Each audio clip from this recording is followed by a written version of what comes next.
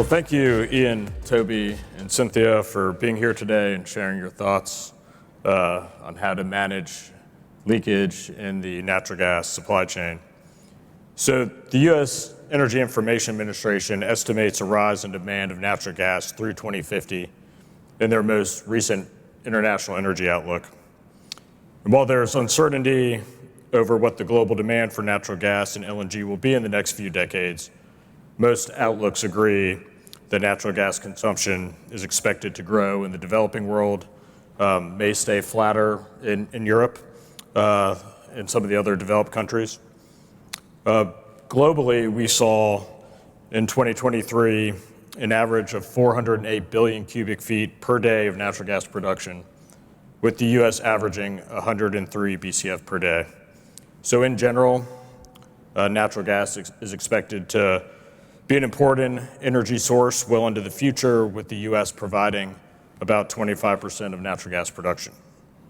So with that context, I thought we can jump into your efforts and some of the technology you are using to decarbonize the natural gas supply chain.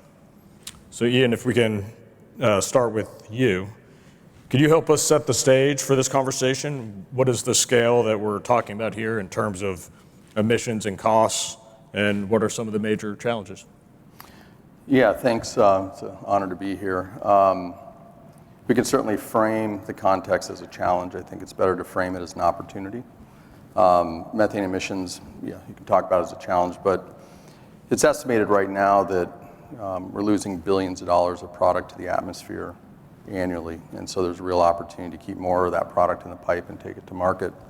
We're working with a number of operators across every major basin, and on average, they're seeing a $3 return for every $1 invested in monitoring with LongPath. And so there's great opportunity there. There's also opportunity just in overall operating efficiency. The U.S. is the undisputed powerhouse in oil and gas production. We represent 25% of natural gas production and 20% of oil production globally.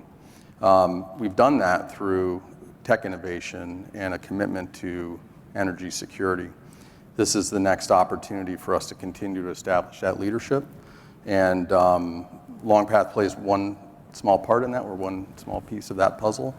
But the services we're offering is allowing the operators to monitor continuously, find these emission events, and productively address those and put more product in the pipe and to market. Great, great. Toby, EQT is America's leading producer of natural gas, and you recently announced your achievement to reach net zero on your scope 1 and 2 emissions across your company's legacy operations. Could you tell us more about this achievement and why you felt it was important? Yeah, let's start with why this is important. 3 years ago, Secretary Granholm expressed her concern about methane emissions. And methane emissions, this is no secret, is the biggest environmental concern against our industry today. And what we told Secretary Granholm was, if you're concerned about methane emissions, good, keep the bullseye there, because we're going to knock methane emissions out of the park. We cannot let the emissions associated with making our product overshadow the emission reduction benefits when people use our product. Let me give you an example. At EQT, our carbon footprint was around a few 100,000 tons per year. That includes methane emissions. And that is what some are saying. We need to stop natural gas development because of those emissions. Well, those emissions of that carbon footprint and the operations associated with it produce an amount of product when put on the world stage to replace coal or higher emitting forms of energy, have a carbon reduction benefit of over 150 million tons. So 300,000 tons of cost for over 150 million tons of benefits. This is one of the greatest opportunities we have in the climate space. But to focus the conversation on the emission reduction benefits, we've got to address the emissions associated with making our product. And so putting a bullseye on methane emissions was one of the biggest factors for us. Over 70% of our emissions came from methane. We've taken aggressive action to knock that out of the park, and now we have a methane intensity that is 10 times better than EPA. So there's no doubt we have some of the cleanest energy in the world. And hopefully now with the focus that the gas we produce is as environmentally responsible as possible, we can start focusing on the big opportunities that are in front of us. And those big opportunities are, what does the world need? And you look at this world today, we've got rampant inflation, you've got emissions still skyrocketing, energy security of our allies is crippled, and American energy bills are up 35%. Clearly we need to be doing a whole heck of a lot more to fix this, and more American energy production is needed to make that happen. And just to pin this down to what we think the opportunity is, if the world continues to care about lowering global emissions, which they will and they should, then just to replace the amount of coal that's being used in this world, forget about all the coal that's being added in the future, just to replace what's out there today, the world would require an incremental 170 BCF a day of natural gas.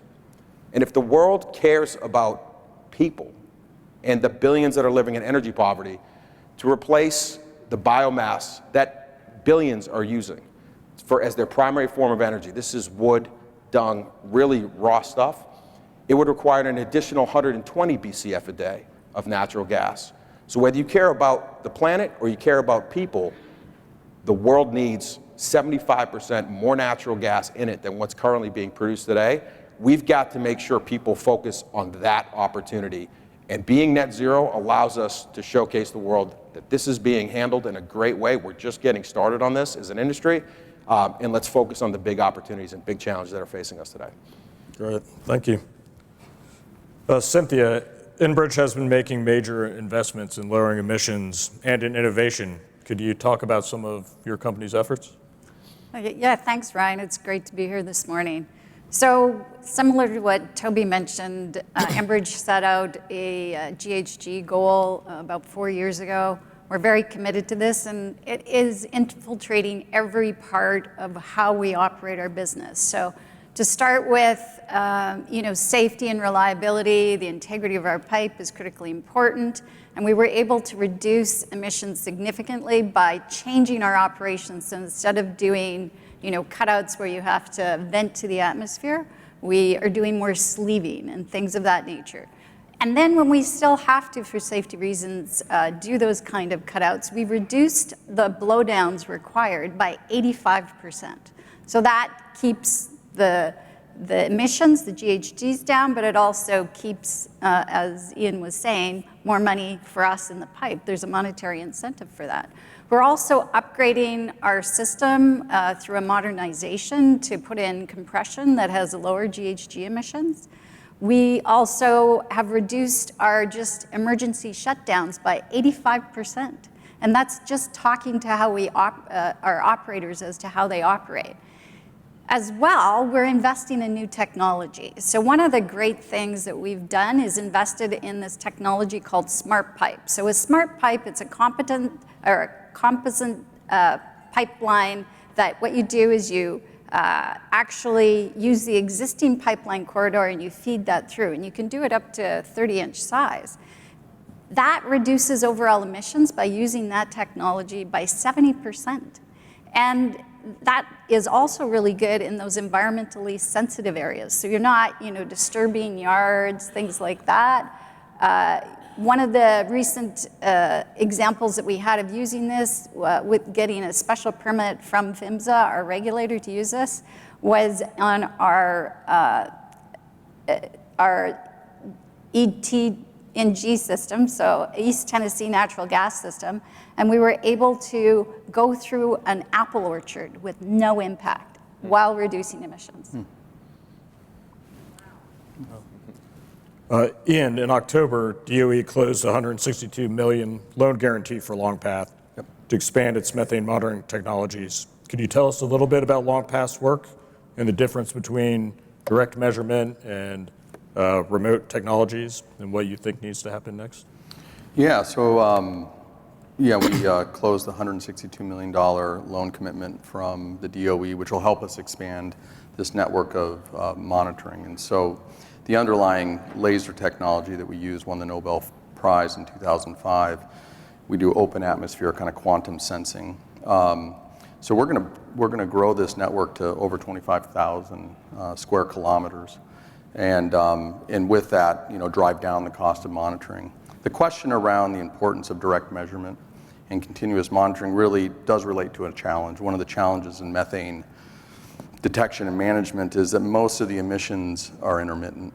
And that means that even those that are persistent, a stuck dump valve or an open thief hatch, are only on 20% of the time. And so if you're just doing a periodic survey, you'll see these satellites flying over and seeing these large emission events.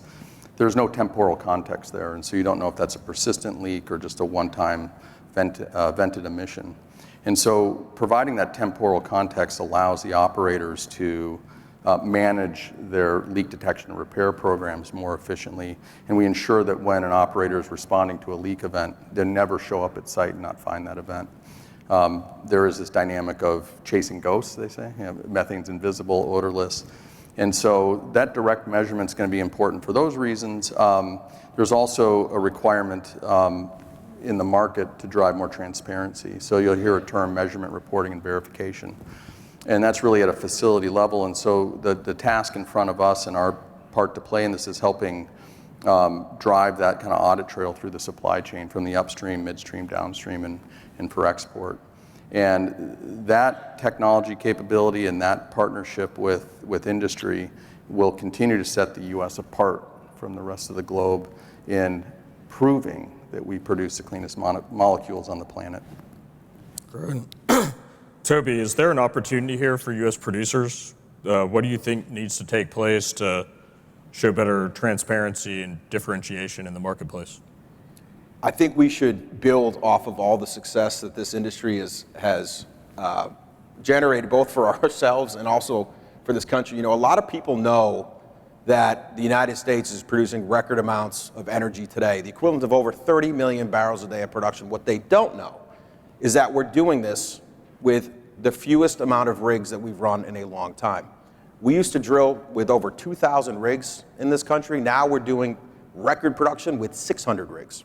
Now, why does that matter? It speaks to the efficiency that this industry has been able to bring over the last 15 years since the rise of the shale evolution.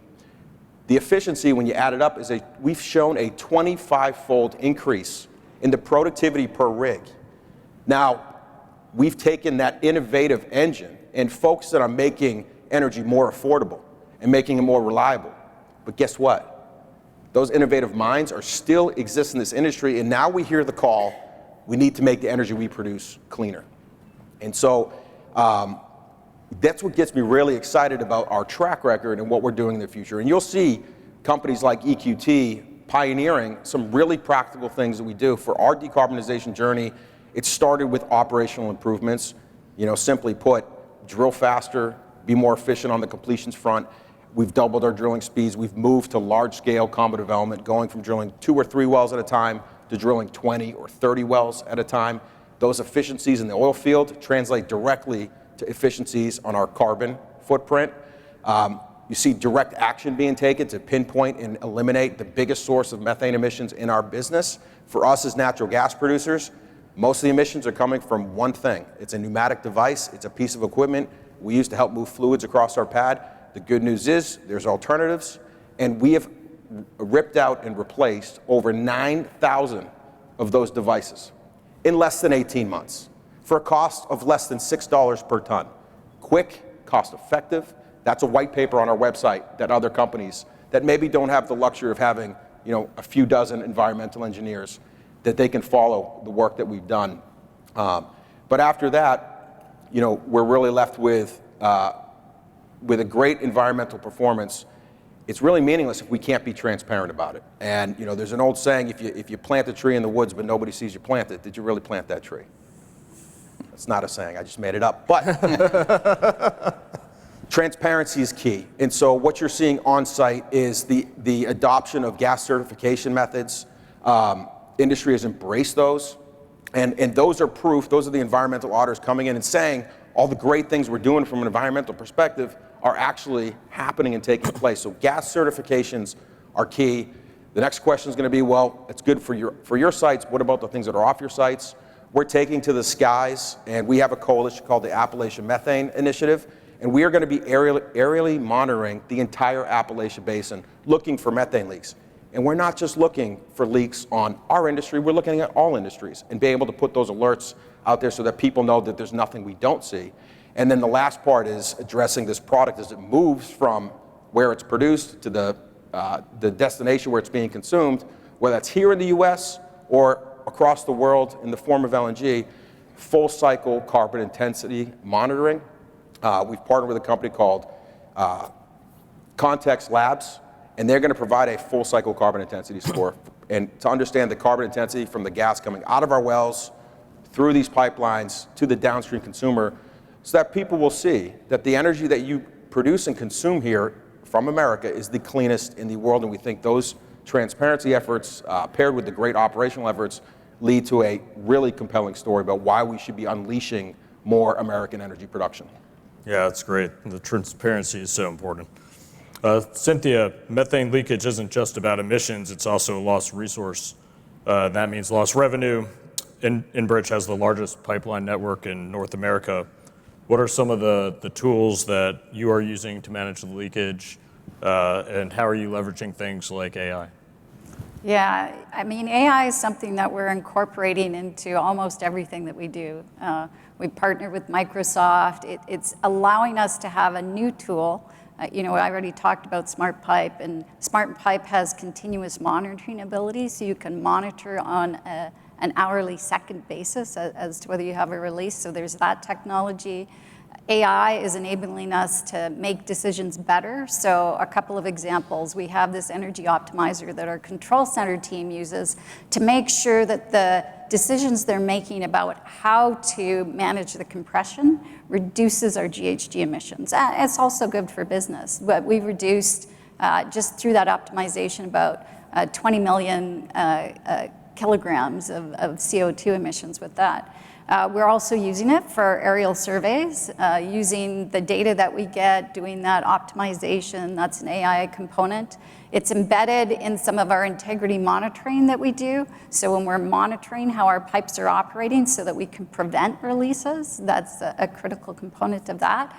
And then Enbridge also, we're not just in the natural gas space. Another example where we're using AI for optimizing energy is in our wind turbines and making sure that we're optimizing, based on weather patterns, the wind resource, that we're using that to tailor. So the more we use it, the more we learn, the better able we are to be efficient with our operations, and that efficiency does drive down our GHG emissions, as well as making sure that we can quickly respond if we identify any kind of methane release. Right. Well, in our last kind of minute here, in a couple sentences, I'll give each of you a chance for any last thoughts.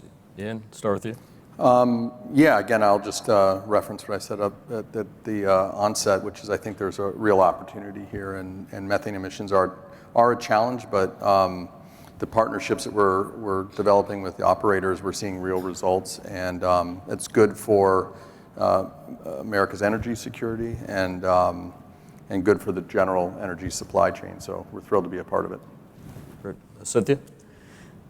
We're committed to having lower GHG emissions, and we've made incredible progress, but it's just a start. I'm really excited about the new technologies and new opportunities to collaborate and ensure we continue to really reduce our GHG emissions. Thanks. Last words. I would like to echo what Cynthia said and just reiterate our commitment to environmental excellence. Even with this administration change, our commitment to being the best in producing the cleanest energy has not wavered one bit. And now this is coming from one company, EQT, but you can look at our industry. We've reduced the methane emissions by over 20% just over the last couple of years. We're going to keep doing that.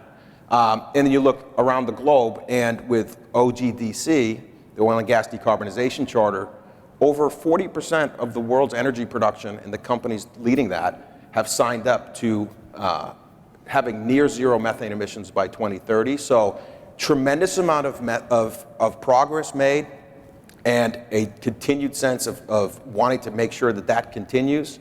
And it's incredibly important that we continue this journey because it's never been more important time for us to produce energy in this country, whether it's to lower energy bills, meet the energy security needs of our allies and feed our LNG, to give them the energy security they need, continue to lower emissions locally and around the world, and also, hopefully meet this AI power demand that's coming. It's never been more important time for us to produce energy. So we've got to fire across all cylinders, make the cheapest energy, make it the most reliable, and make it the cleanest as possible.